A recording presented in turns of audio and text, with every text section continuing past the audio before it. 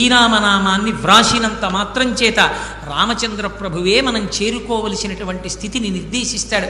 మహానుభావుడు గుంటూరులో రాగం ఆంజనేయులు గారని ఉండేవారు. ఎప్పుడూ శ్రీరామనామమే, అలా శ్రీరామ శ్రీరామ శ్రీరామ శ్రీరామ వ్రాస్తూనే ఉండేవారు.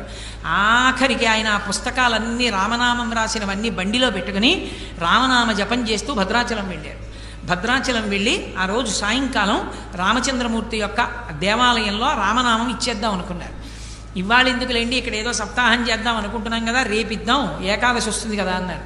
ఏమోనయా ఏ క్షణం ఎవడికి తెలుసు, ఇచ్చేసేద్దాం అన్నారు. ఆ రోజు రాత్రి రామచంద్రమూర్తికి రామనామం అంతా సమర్పించి మరునాటి నుంచి క్రతువు ప్రారంభం అవుతుంది. భద్రాచలంలో వచ్చి యజ్ఞ భాగం దగ్గర నించున్నారు. లోపల రామచంద్రమూర్తి దేవాలయంలో గంటలు మోగి అక్కడికి దగ్గరలోంచి ఆ స్వామి వైభవం, ఆ కీర్తన వినపడుతూ నీరాజనం కనపడుతోంది. ఆ నీరాజనం వంక చూస్తూ అలాగే నిలబడి రామ రామ రామ అంటూ శరీరం వదిలేసి